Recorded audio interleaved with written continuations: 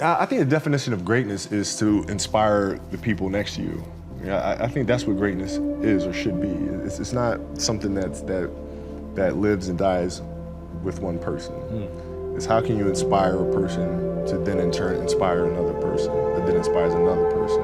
And that's how you create something that I think lasts forever. Yeah. And I think that's our challenge as people, is to figure out how our story can impact others and motivate them in a way to create their own greatness. There's a quote from one of my English teachers at Lower Merion named Mr. Fisk. He had a great quote that said, "Rest at the end, not in the middle."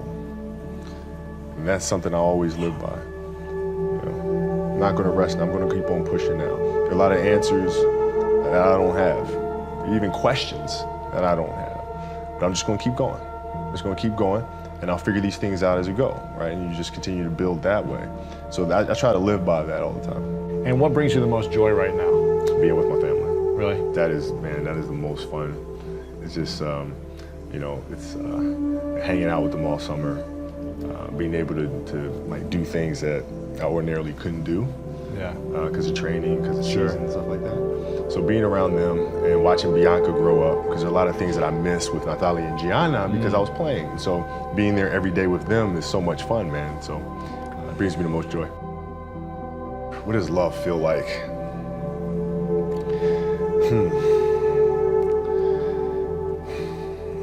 Happiness is such a... I think I would describe love as happiness. I think I'd describe it as a beautiful journey. It has its ups and downs, right? Whether it's in marriage, whether it's in the career, things are never perfect. But through love, you continue to persevere and you move through them. You move through them. And then through that storm, beautiful sun emerges. Right? And inevitably another storm comes. And guess what? You ride that one out too. So I think love is a certain determination and persistence to go through the good times and the bad times with the someone or something that you truly love. My parents were great. Growing up, they instilled in me the importance of imagination, of curiosity, and understanding that, okay, if you want to accomplish something, I'm not just going to sit here and say, yes, you can do whatever you want. Yes, you can, but you have to also put in the work to get there, right? So they taught me that at a really early age, man. And when you grow up as a kid thinking that the world is your oyster, all things are possible if you put in the work to do it, you grow up having that fundamental belief.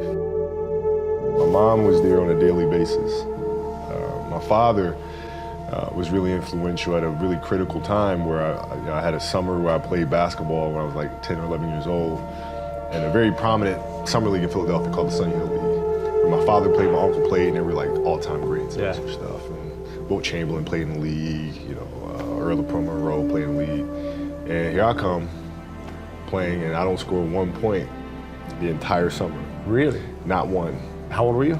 11, 10, 11. And you're playing against other 10, 11-year-olds? Or you didn't score once? Not one. Were you in the game? I was in the game. How did you not score? Because I was terrible. Really? Yeah. At 10, 11 years old, you were that awful. terrible. I mean, and I had these big knee pads on because I was growing really fast. I had socks all the way up here, and I had like the high top skinny, like skinny as hell. And I scored not a free throw, nothing, not a lucky shot, not a breakaway layup, 0 points. And I remember crying about it and being upset about it. And my father just gave me a hug and said, listen, whether you score 0 or score 60, I'm gonna love you no matter what.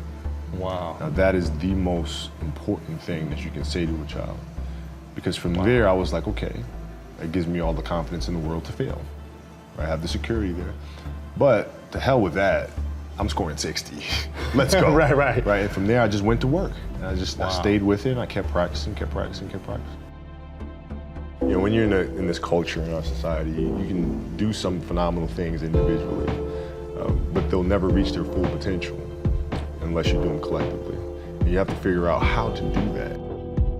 The challenge for me was always compassion and empathy. I think about 2009, things started changing for me. I started really making a conscious effort to better understand. And that doesn't mean you have compassion and empathy so you go soft. It's more like you put yourself to the side and you put yourself in their shoes and understand what they're feeling. And then you have to make certain decisions of, okay, what buttons do I need to push with this player to get them to the next level? So it's not sit around and it's all happy-go-lucky type of thing. If you're leader, your job is to get the best out of them, even if they may not like it at that time. One of the things I had to learn is how to get the best out of my teammates. Yeah. And most people think it's a simple thing, pass them the ball. But that's not how you make guys better. You have to really affect their behavior. How do you do that? So, like I would tell guys, you got to back-to-backs. I don't care if we're in Miami, I don't care if we're in a great city of Chicago. You can't go out, you got to get rest. Right? Back-to-back games. Back-to-back games, right? Monday, Tuesday. You play Monday, you play again Tuesday. Guys aren't going to listen, right? You know, right. So a few times I said, all right, we'll all go out. We'll go out together. Really? I'll drink with you, right? But the next morning, I'm banging on your door at 5 in the morning. Let's go. They're not getting Where are we going? I hung out with you. Now you come hang out with me. Wow. This is what we do. All right, let's go. And we're at the gym. We're working out. Right. We hit the bus. We go to practice. We play that night. And they're dead. And they're dead. And they're like, oh, lesson learned. Really? Lesson learned. Take them out once. Listen, if you're gonna do that, do that. But don't let that compromise what we're here to do. Right. This is why we're here. This is why you're here in the first place. But what does losing feel like to you? It's exciting. Why is it exciting? Because it means you have different ways to get better. There's certain things that you can figure out that you can take advantage of, right? Certain weaknesses that were exposed that you need to shore up, right? So it was exciting. I mean, it sucks to lose. Right. But at the same time, there are answers there if you just look at them. I'll give you an example. So Katie Lou Samuelson is one of the best college basketball players in the country. She plays at UConn. She's going to be a senior. And they just had a really tough season last year where they lost to Notre Dame in the final. And so I asked her, I said, have you watched the Notre Dame game? She was like, no. I said, well, why not? I said, I don't want to waste that. I said, I know you don't, but you're going to play Notre Dame this year, yeah? Yeah. What's the chances you see him again in the final? I said, well, probably see him again.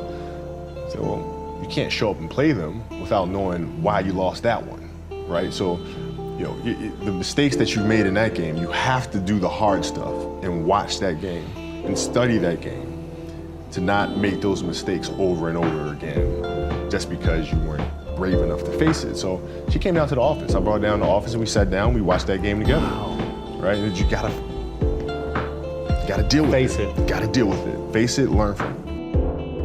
When you play for 20 years, I played for 20 years, you reach a certain level, you're like, okay, wait a minute, I have to start again at the base of a mountain and try to climb the top of this mountain. First of all, what mountain am I climbing? I don't even know what the hell am I gonna be doing. And it's very scary. It's very scary. Even for you? Oh, absolutely, absolutely. And the thing that helped me actually was hurting my Achilles, because that forced me to sit there and say, okay, the day could be today that your career is over. Now what are you doing? You have these ideas about doing something with your life after basketball, but what if today is the day that's it? Now what do you do? So I had all this time sitting there with my Achilles injury and contemplating and thinking, and I said, I better get to work. Wow. That was that. The mentality book is really about process and craft. I've broken the book up into 2 sections. And process is really about the process of preparing, through injury, recovery, studying of the game. And then the craft is the actual performance and the tactics. And so a lot of things that I learned through the game were through photos. You can look at a photo and see like a player making a move, and look at the angle of his feet, look how he's using his hands on defense, and I can really break down things to the smallest detail through that. And that's what you'll see in this book. I mean, it's really a basketball Bible. You'll see how I break things down, like how I'm looking at things to the smallest of detail. Yeah. And that's the best way to understand how to have that kind of mentality, is to ask questions, and then find answers. And then that leads to more questions, and you find more answers, and that's what the book is. So how can we teach our children what it means to work hard? Well, you do it through training, right? So when I get up in the morning, my daughter goes with me. 4 a.m.? 4 a.m. My 15-year-old goes with me. She goes with me before school, and it becomes a daddy-daughter thing. That's cool. She just got her permit, right? So she drives in the morning. It becomes a cool thing, right? But through that process, she understands the value of hard work and things taking time. And the same thing with my 12-year-old, right? She practices every day, right? And so it's through those behaviors is where I find the motivation to do it.